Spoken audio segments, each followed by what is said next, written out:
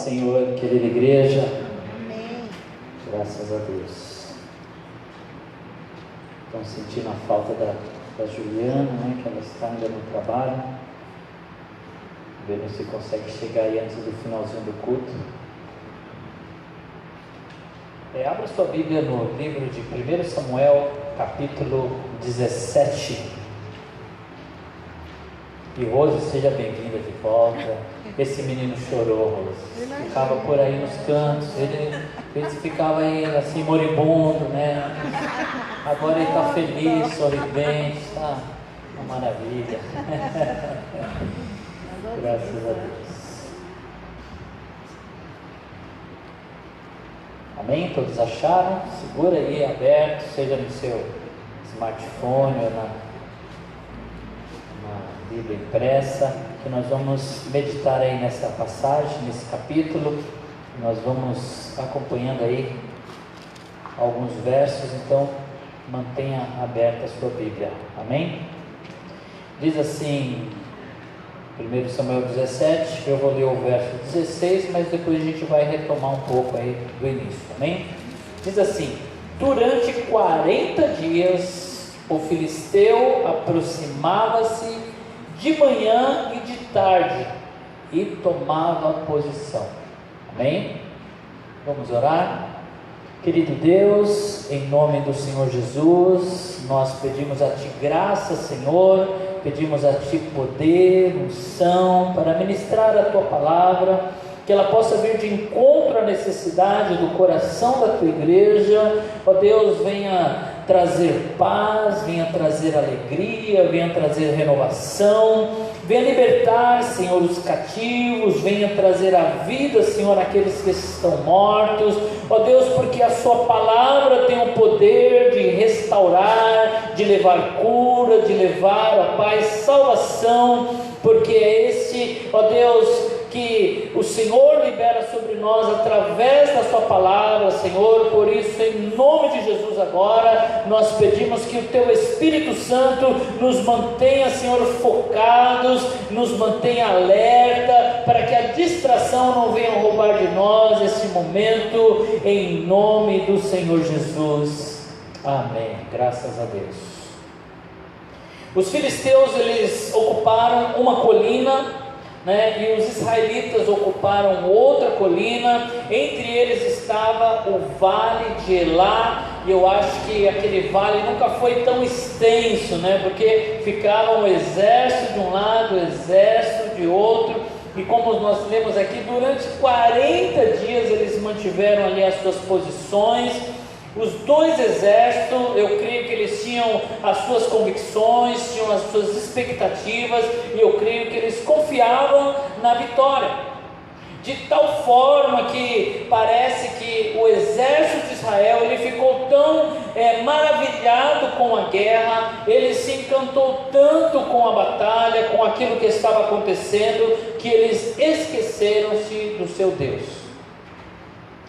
Diz no verso 4, que eles foram surpreendidos por algo. Enquanto eles aguardavam o momento da batalha, diz que um guerreiro chamado Golias, que era de Gate, ele veio do acampamento filisteu. Ele tinha 2,90 metros de altura, comparando-se ao rei Saul, que a Bíblia descreve Saul dizendo que os mais altos em Israel não passavam do seu ombro, Então, Saul era um rei imponente, que quando ele se apresentava, todos percebiam. Mas agora, diante desta figura, que surgiu lá do acampamento filisteu, um homem com quase 3 metros de altura, Saul ficou pequenininho diante dele, e os israelitas ficaram admirando o gigante. Aquele homem que saiu, eles ficaram encantados com aquele homem. Eu creio que na Bíblia não tem uma descrição tão detalhada de um outro personagem, de um outro guerreiro, como tem de Golias.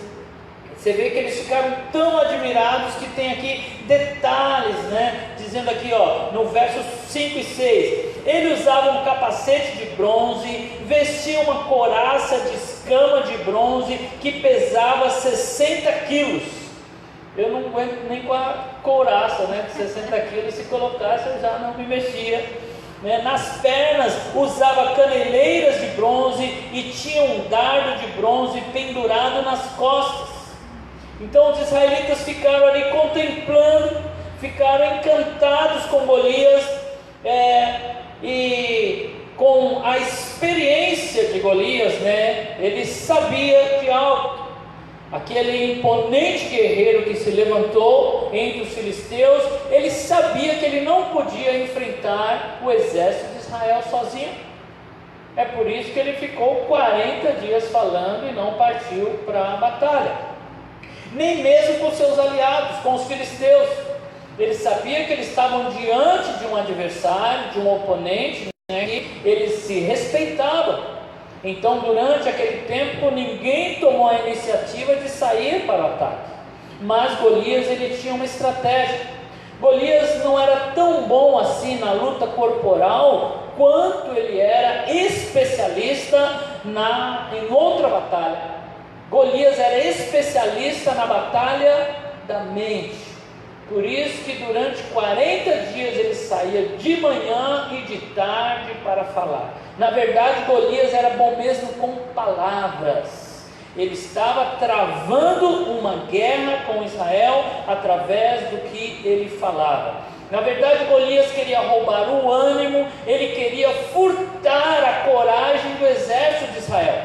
Por isso que ele ficava ali falando com ele todos os dias, Golias se manifestava. O que Golias falava? Ele parecia o Capitão Nascimento, lá do Tropa de Elite, falando com aquele, o cadete lá, o número 1, ele ficava lá dizendo, pede para sair, ficava lá pressionando, aqueles homens, e é isso que o inimigo fica falando na nossa mente. Todos os dias ele vem lá, perturbando, dizendo, desiste, olha, não dá para você, olha, o desafio é grande demais. Então ele fica insistindo para que a gente desista, desista disso. Mas Deus, ele diz, insiste, continua, prevalece, permanece, vai que eu sou contigo. Mas o inimigo vem tentar nos desanimar. E Israel ficou ouvindo o inimigo, ficou lá dando ouvido ao que ele falava. No verso 8 diz assim: Golias parou e gritou às tropas de Israel: por que vocês estão se posicionando para a batalha? Para se defender.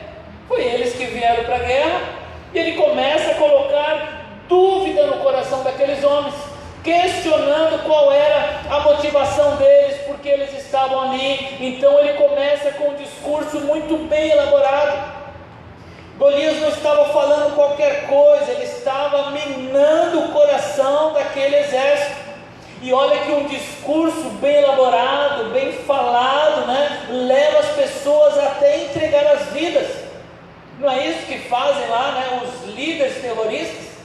Eles têm um discurso capaz de levar pessoas a amarrar explosivos no corpo, ir lá num outro lugar e se matar. Por quê? São discursos bem elaborados, e a mídia está cheia de bons discursos. Nós vemos aí, em todo canto, discursos que têm convencido muitas pessoas a entregar a sua vida. Entregar a sua vida ao prazer, a si mesmo, E Jesus diz que aquele que quer salvar a sua vida, na verdade, ele vai perdê-la. E é isso que muita gente tem feito, caído no discurso do inimigo e entregando as suas vidas, como se não tivessem valor. Parece até que nós estamos vendo, a serpente conversando com Eva, usada pelo inimigo, quando ela começa a questionar, dizendo à mulher: foi isso mesmo que Deus disse? Ela estava trazendo dúvida. Não comam nenhuma das árvores do jardim, como se aquele fruto representasse tudo. E às vezes parece que é isso mesmo, nós temos falta de uma coisa e parece que a gente não tem nada. Foi isso que o inimigo veio, trazendo descontentamento, porque Jesus disse assim: olha, vocês podem comer de todas as árvores, menos uma.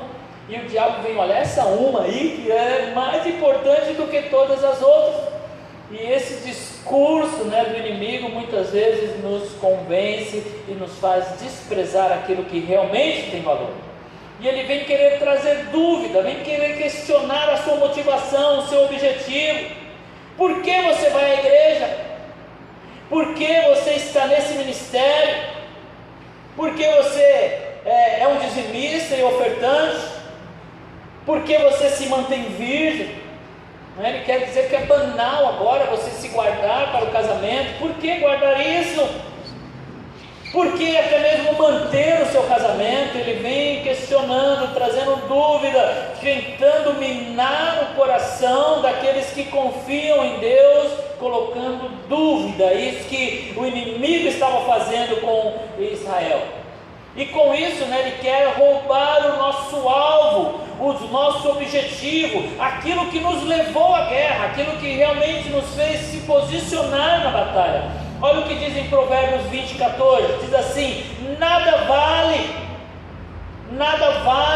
diz o comprador, mas quando ele se vai, ele se gaba do bom negócio. Então o inimigo diz: olha, isso não tem importância, isso não vale nada, vende para mim. E quando a gente entrega para ele sai festejando, dizendo: olha, eu comprei algo de grande valor por uma mixaria. Por que nós estamos posicionados para a batalha? Porque nós somos soldados, porque nós somos chamados, nosso comandante nos convocou e nós respondemos a Ele. Nós pertencemos ao exército do Deus vivo, pertencemos ao reino dos céus, e o diabo quer tirar das nossas mentes aquilo que nós somos. Ele quer roubar de nós o nosso objetivo. E ele fica trabalhando na nossa mente, Muitas vezes nós nos encantamos tanto com a batalha, nós olhamos tanto, para o terreno, para a batalha, que nós nos esquecemos dos nossos objetivos. Esquecemos porque lutamos, esquecemos, de quem nós somos. E se eu não sei quem eu sou e a quem eu pertenço, eu me esqueço para onde eu estou indo. E porque para onde eu estou indo e a quem eu pertenço, tem tudo a ver com aquilo que eu sou em Deus. Eu sou filho de Deus, eu pertenço a Ele, por isso eu tenho um objetivo, por isso eu tenho um alvo, porque eu pertenço para Ele, eu estou voltando para Ele, eu estou caminhando para Ele. Por isso o inimigo tenta dizer que você não é quem você é, que você não é filho, que você não é amado, que você não é ninguém. Aqueles soldados eram do exército de Israel e estavam ali para lutar. É por isso que nós nos apropriamos das palavras de Paulo lá em Filipenses 3,13. Esquecendo-me das coisas que ficam para trás, eu avanço para as que estão adiante de mim, eu prossigo para o alvo, a fim de ganhar o prêmio do chamado celestial de Deus em Cristo Jesus. Eu não posso perder o meu alvo, eu não posso esquecer do meu objetivo, eu não posso esquecer porque fui chamado, o que eu estou fazendo. E o inimigo vem tentar tirar isso do nosso coração, mas Deus está no comando, é Ele que está na frente conduzindo o seu exército. Nós temos que ter consciência de quem somos e que pertencemos a Ele e do que Ele nos mandou fazer. Quando Deus me chamou, Ele disse assim: você vai lá para o Taboão e você ama aquela igreja. Ama, independente do que vão fazer, de como vão reagir. Deus disse: você vai e ama. Então eu tenho que me lembrar disso. Eu devo amar, eu devo fazer o que Deus me chamou para fazer. Se isso não estiver em nossas mentes, nossos objetivos, nós vamos começar a fazer outras coisas. Nós vamos nos encantar com outras coisas, e quando você vê, você está tão envolvido com as outras coisas que você não tem mais tempo para o reino, você não tem mais tempo para Deus, você se encantou tanto com as outras coisas que você esqueceu quem você é, os seus objetivos, os seus ideais, e você é engolido por esse sistema mundano que quer ocupar-nos para que a gente esqueça esqueça quem nós somos. O verso 8 ainda diz assim: não sou eu um filisteu e vocês servos de Saul? Então ele continua minando a mente deles. Olha só, ele vai mexendo as palavras. Tudo bem que Saul, era grandão, que Saul era o rei, mas eles eram servos de Deus, não do homem. Então ele vem diminuindo, ele começa lá dizendo que era um exército agora, o rei, e daqui a pouco ele vai chegar no indivíduo. Deixamos de olhar para Deus e o nosso foco vai para as coisas deste mundo. Não temos mais perspectiva no Deus eterno. O nosso olhar começa a vir para a terra e para aquilo que está perecendo. Como Pedro, que quando caminhava sobre as águas, quando ele desceu do barco, ele tinha um ideal, ele tinha um objetivo, ele queria se encontrar com Cristo, e ele começa a andar sobre as águas, mas eis que num determinado momento, ele percebeu o vento, ele olhou para as ondas, e o que aconteceu? Ele afundou, porque ele tirou os olhos do seu objetivo. Mas quando ele clamou, socorre-me, estava lá as mãos de Cristo para levantá-lo. Por um momento apenas, no meio da batalha, nós podemos nos esquecer de quem nos chamou e acharmos que pertencemos ao homem e não a Deus, Mas nós pertencemos a Ele. Foi Ele que nos criou e Ele que nos comprou. E aí o diabo vem tentar mexer com a nossa mente. Ainda no verso 8, ele diz assim: escolham um homem para lutar comigo. Então ele começou falando que estava lá na força de Deus, depois foi para a força do exército, depois a força do rei, e aí ele vem para o indivíduo, dizendo: olha, você tem que lutar por você mesmo. E aí você se acha sozinho. Você olha e agora você está sozinho. O inimigo minou sua mente de tal forma que você acha que não tem mais ninguém contigo. Daí nós ficamos pensando que lutamos sozinhos. E quando nós revemos os momentos de maior dificuldades, aqueles que atravessamos, foi nos momentos que nos sentimos sozinhos, mesmo não estando, mesmo tendo pessoas ao nosso lado, querendo ajudar, no momento que a gente se fechou e tentou levar o peso sozinho. É isso que o inimigo quer, que você se sinta sozinho. Eu quero abrir um parênteses aqui para falar que neste sábado agora, às 19 horas, nós estaremos com um encontro singulares, o tema é: o seu estado civil te define. É justamente para aquele que está se sentindo só, que não está num relacionamento, seja de um namoro ou de um noivado, de um casamento. Você é nosso convidado. Venha nesse sábado, ouvir a palavra de Deus. Vai estar ministrando aqui o Carlinhos e a Lucila, então vem, chama os seus amigos, mas não é só para esse público não. Você que também que está num relacionamento, vem para aprender. Quantos amigos nós encontramos, pessoas que às vezes estão sozinhas, a gente não sabe o que dizer para elas, então também é para que a gente possa pegar essas ferramentas na nossa batalha. Então, fechando parênteses, ele diz: apenas um homem, você vai ter que lutar sozinho. Foi assim que ele roubou as forças de Elias, o profeta Elias. O inimigo veio e colocou na cabeça dele que ele estava sozinho. Olha o que diz lá em Romanos 11, verso 2: Deus não rejeitou o seu povo, o qual de antemão conheceu. Ou vocês não sabem como Elias clamou a Deus contra Israel, conforme diz as Escrituras: Senhor, mataram os teus profetas, derrubaram os teus altares, sou o único que sobrou e agora estão procurando matar-me. Elias se sentiu sozinho, se sentiu abandonado. E qual foi a resposta divina?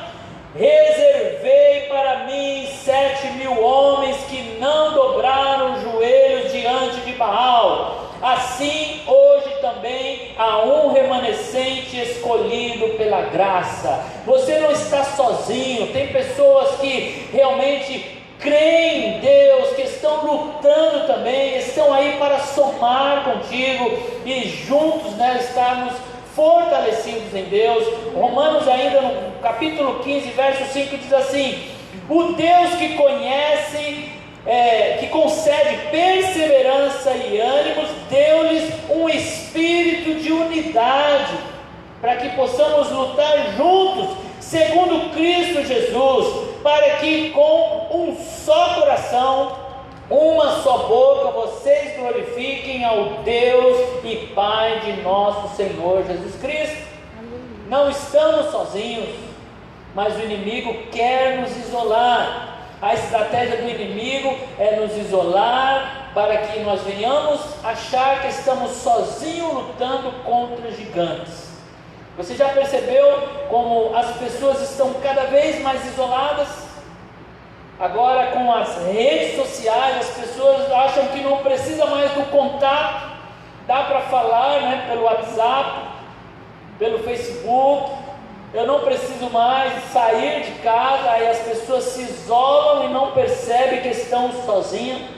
E aí tem uns sistemas de deliveries, né? Como é que chama aqueles que entregam tudo aí de comida? iFood, né? Você vai lá, pô, não precisa sair de casa, você não precisa falar com as pessoas, você vai lá no aplicativo, te entrega, você não precisa se relacionar com as pessoas.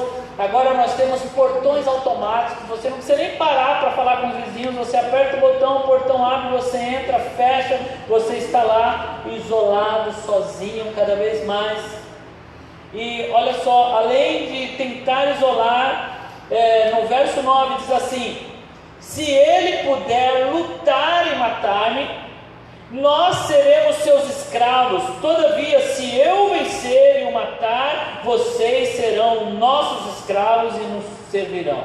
Então agora ele coloca uma pressão sobre aquela pessoa que já está se sentindo só. Ele ainda vem dizendo: olha, você precisa vencer, você precisa ser o primeiro, você tem que tirar 10, você tem que estar na crista da onda, você tem que ter o último iPhone, né? Você tem que estar lá em cima, você tem que estar com a roupa da moda. Se você não estiver dentro do padrão, se não estiver magrinho, se não estiver malhadão e forte, igual o pastor Elias, você não vai ser aceito.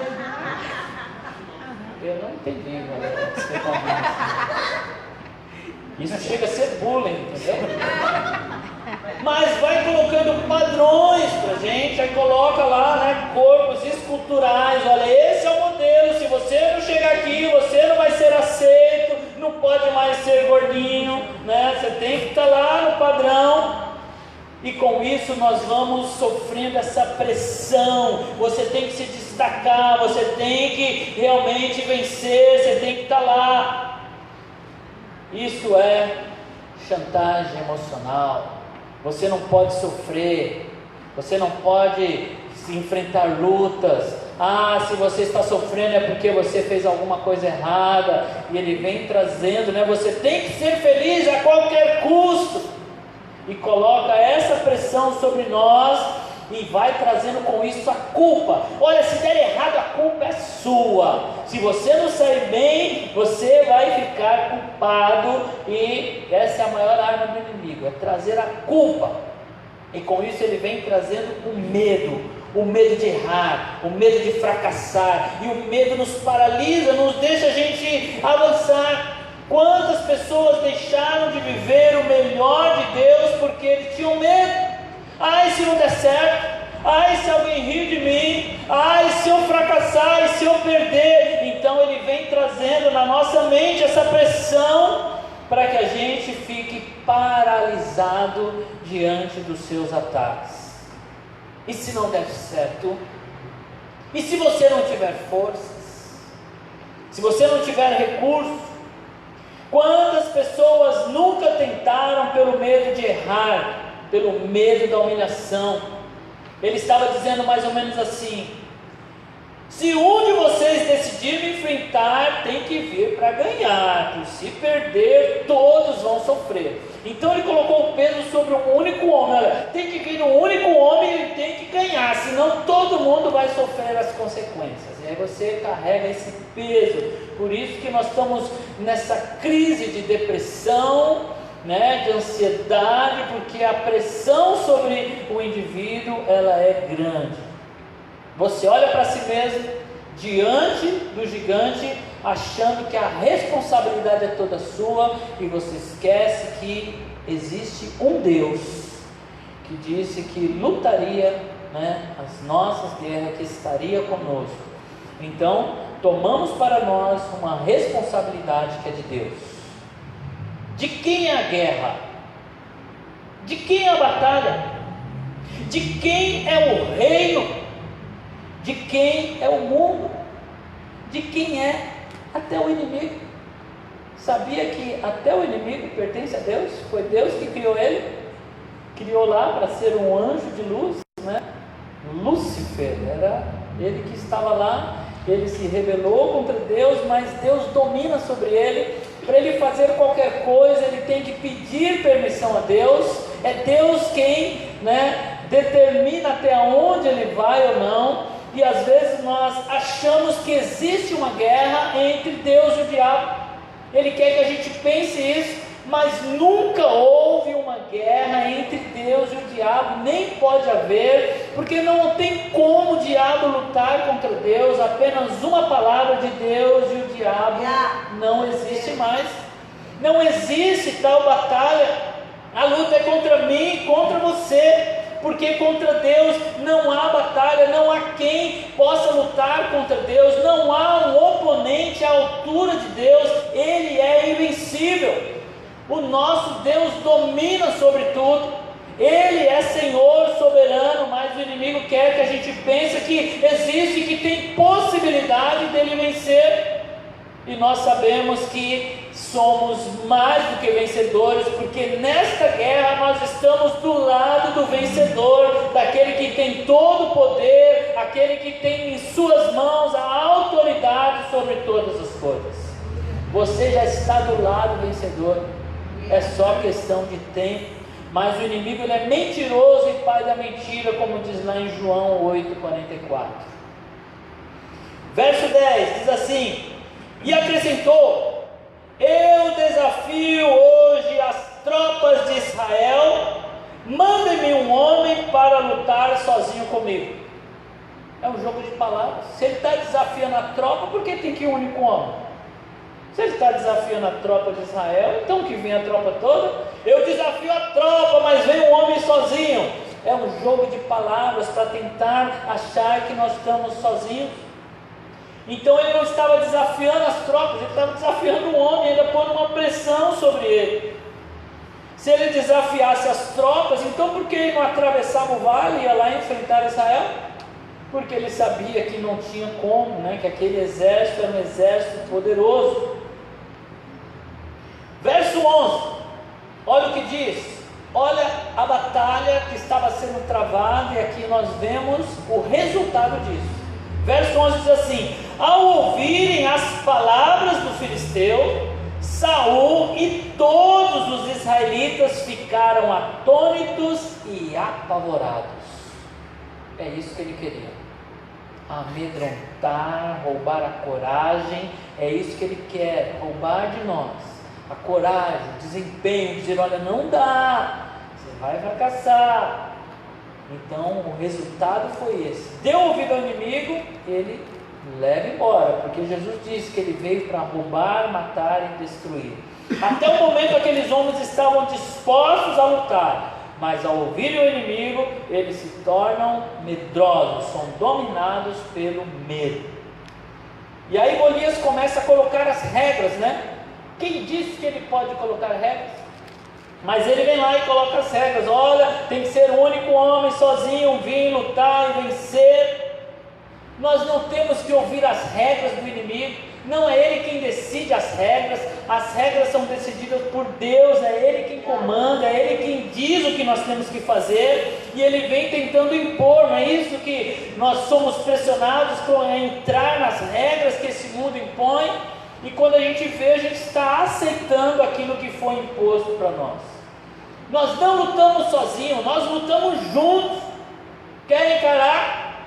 tem que encarar todo mundo. Nós somos a igreja do Senhor, o seu corpo, a sua noiva. Nós nos movimentamos juntos, nós vamos juntos, porque foi Deus que determinou. Ele disse que é assim que nós lutaríamos. E porque o inimigo vai agora estabelecer regras, nós não aceitamos as regras do inimigo.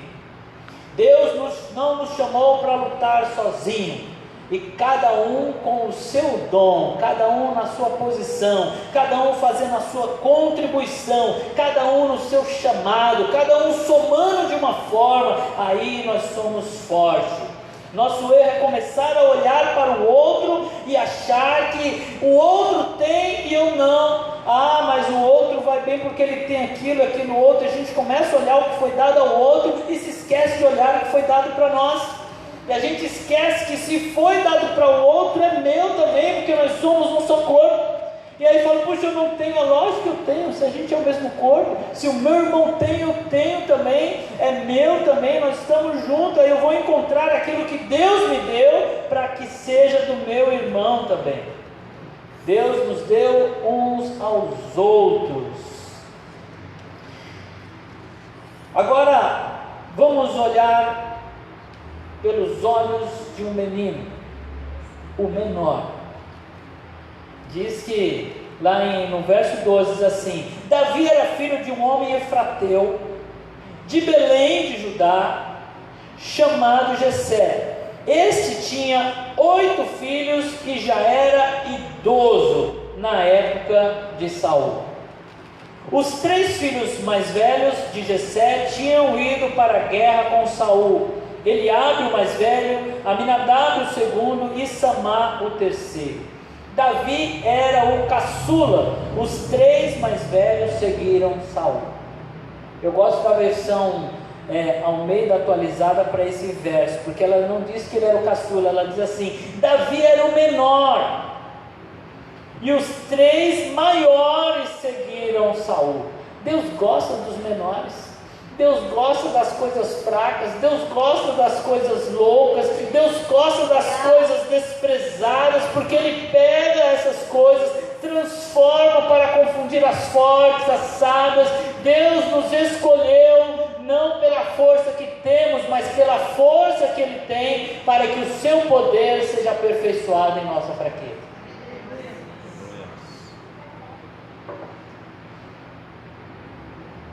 E olha só o que diz no verso 23. Enquanto conversava com eles, que Davi foi lá levar suprimento de seus irmãos, Golias, o guerreiro filisteu de Gate, avançou e lançou o seu desafio. E termina dizendo assim: e Davi ouviu. Eita Jesus! Um pequeno ouviu, o menor ouviu. Parece que esse verso vem assim, dizendo: olha, a casa caiu, porque Davi ouviu. O menino ouviu. E Davi não ouviu como os outros ouviram, porque Davi, quando olhou para Golias, ele não viu o gigante.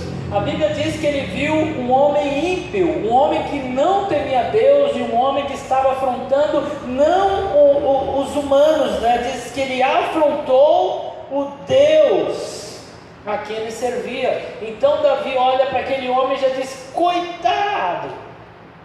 Quando Davi olhou para ele e viu aquele homem se levantando e falando contra Deus, Davi pensou assim: coitado, não sabe com quem estava mexendo. Então Davi não viu um gigante, Davi viu um pecador, um homem ímpio que estava falando afronta contra Deus. Verso 24: quando os israelitas viram o homem, agora depois de 40 dias ouvindo ele falar, olha só, 40 dias, Davi chegou na hora certa, a resistência de Israel já estava toda quebrada. Olha só, quando os israelitas viram o homem, todos fugiram com muito medo. O exército fugiu quando viu Golias falar. Aquele exército que ficava, agora ele recuou, fugiu. Imagina a cena. Após 40 dias no campo de batalha, ouvindo o inimigo, os soldados recuam apavorados. Mas o nosso Cristo, Ele ficou 40 dias diante do mesmo desafio, o diabo falando com Ele sozinho no deserto, tentando o nosso Senhor, e após 40 dias Ele ainda tinha energia para resistir o diabo, para usar a palavra de Deus, porque Jesus Cristo, Ele é o nosso campeão, é para Ele que nós olhamos. 40 dias no deserto, não o sucumbiram diante do inimigo. Davi disse a Saul, verso 32, ninguém deve ficar com o coração abatido por causa desse filisteu, teu servo irá lutar com ele. O menino se enche de coragem, agora está disposto a enfrentar o gigante. E olha só, o verso 41, enquanto isso, o filisteu com seu escudeiro, além de vir, ainda veio com um reforço à frente, vinha se aproximando de Davi, olhou para Davi com desprezo, viu que era só um rapaz ruivo, de boa aparência, e fez pouco caso dele.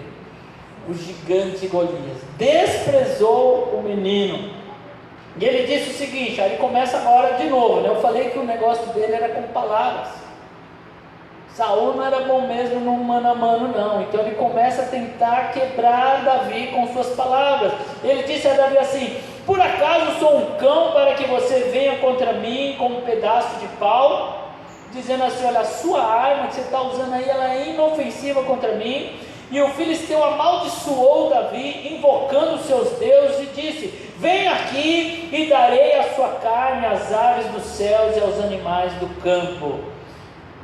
Agora no verso 45 tem a resposta de Davi. E Davi disse ao filisteu, você vem contra mim com espada, com lanças, com o seu dardo, com tudo isso que as pessoas estão valorizando, com tudo isso que você diz que é do bom e do melhor, mas eu vou contra você em nome do Senhor dos Exércitos, o Deus dos Exércitos de Israel, a quem você desafiou. Davi não olhava para o Golias, Davi olhava para Deus, e Davi foi na força de Deus, porque enquanto nós mantemos os nossos olhos em Deus, a força de Deus está em nós, porque nós sabemos que é Ele quem nos chamou. E ele diz assim, hoje mesmo, Davi não se apoiava nele, na sua força, na sua estratégia. Olhem quem Davi se apoiava, hoje mesmo o Senhor. Davi sabia que ele era apenas uma ferramenta na mão desse Deus. Hoje mesmo o Senhor o entregará nas minhas mãos, e eu o matarei e o cortarei a sua cabeça. Davi começa a profetizar agora. Mas eu vou matar, vou cortar a sua cabeça. E Davi vai além, olha que menino ousado, diante do seu Deus. Ele começa a avançar, e ele diz assim, e hoje mesmo darei os cadáveres do exército filisteu. Davi estava dizendo assim, não é só você não, eu vou matar o sabe, não é pelos aqueles que estão com você, não é pela sua juventude, não é por essas coisas que o Senhor concede vitória, pois a batalha é do Senhor, e Ele entregará todos vocês em nossas mãos. A convicção de quem sabe quem é, de quem sabe a quem pertence, de quem tem objetivo e conhece o seu chamado. E diz assim, quando o filisteu começou a vir na direção de Davi, agora aquele homem começa a marchar na direção de Davi, e olha o que Davi fez, este correu depressa na direção da linha de batalha para enfrentá-lo, porque aqueles que estão com Deus, eles não se acovardam, na hora da batalha eles vão para cima, eles vão para frente, porque eles sabem quem está com ele. E Davi correu na direção dele, diz aqui que ele correu depressa, então tem ênfase, ele foi realmente com vontade de lutar. Retirando uma pedra do seu alforje, ele arremessou com a sua tiradeira e atingiu o filisteu na testa, de tal modo que ela ficou encravada e ele caiu com o rosto no chão. Deus vai derrubar o inimigo diante de nós. E diz assim, assim Davi venceu o filisteu, e com uma atiradeira e uma pedra, sem espada na mão, ele derrotou o filisteu e o matou. Não fica pensando, para mim ganhar eu tenho que ter isso, aquilo, para mim me dar bem, se eu não tiver todas essas qualificações, eu não vou conseguir. Deus está te dizendo que você só precisa daquilo que Ele já te deu. O que você precisa para vencer, para atravessar, Deus já colocou nas suas mãos, Ele já te deu, e é com isso que você vai vencer. Davi correu e se pôs em pé sobre ele, e desembaiando a espada do filisteu, acabou de matá-lo, cortando-lhe a cabeça com ela. Quando os filisteus viram o seu guerreiro estava morto, recuaram e fugiram. E aí o povo de Israel se levanta e vai para a batalha. Queridos, a grande pergunta que está nesse texto, para mim e para você, o grande dilema aqui, a interrogação que traz para nós em 1 Samuel 17 é a pergunta: quem é o gigante? Quem é o gigante? Quem é o gigante nesta batalha?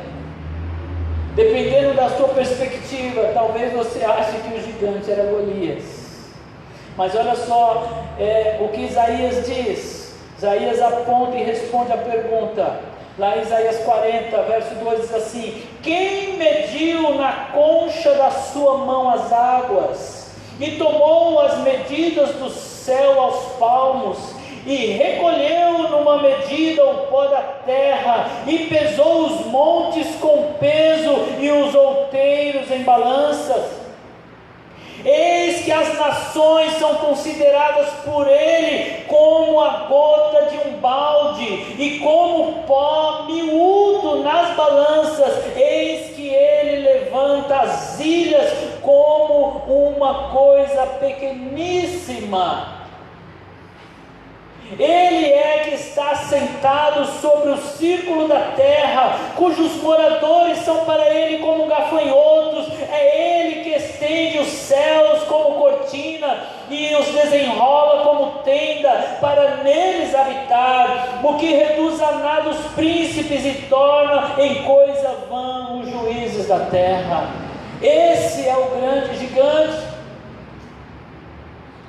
Talvez você esteja aí pensando: eu estou cansado do meu casamento, eu estou cansado dos meus filhos, estou cansado do meu trabalho, eu estou cansado até da minha vida. Mas Isaías continua dizendo sobre esse Deus grande. Ele diz assim: os jovens se cansarão e se fatigarão, os moços certamente cairão, mas os que esperam no Senhor renovarão as suas forças, subirão com asas como águia, correrão e não se cansarão, caminharão e não ficarão fatigados. Se você colocar a sua esperança no Senhor, Ele vai renovar as suas forças, Ele vai te dar vigor, e você vai sair vencedor. Quem é o gigante? Deus é o grande gigante nessa história. Deus é o grande gigante na sua história. Deus é o grande gigante em toda a história. É Ele que domina, é Ele que rege o mundo com o seu querer. Aleluia, Jesus. Quando estamos vendo outros gigantes, quer dizer que o inimigo já conseguiu minar a nossa mente. Se você está enxergando um outro gigante, seja nessa história ou na sua história, é porque o Golias colocou na sua cabeça essas mentiras, e hoje Deus está abrindo seus olhos, mostrando para você que não existe nenhum outro gigante, porque Deus é soberano sobre todas as coisas. Qual é o tamanho de Deus? Diz que um garoto perguntou ao pai: pai, qual é o tamanho de Deus? E o pai, buscando uma forma de responder aquela pergunta tão difícil, ele avistou no céu um avião. Aí ele perguntou para o filho: filho, qual é o tamanho daquele avião? E o filho respondeu assim: ele é bem pequenininho, eu quase não consigo ver. Então diz que o pai pegou aquele garoto, levou ele no aeroporto e colocou ele perto do avião, e ele perguntou: qual é o tamanho do avião? E aí o menino falou: ele é bem grandão. E o pai falou: assim é Deus. Quanto mais perto dele você se aproxima, maior ele fica. Como definimos o tamanho de Deus depende da distância que você está dele. Se você estiver perto de Deus, se aproximando de Deus, você vai ver que o nosso Deus, Ele é grande, Ele enche a terra. E eu quero convidar aqui o Ministério de Louvor para que a gente conclua cantando esse louvor. E eu vou agora colocar vocês na fogueira, mas esse é fácil. Grande é o Senhor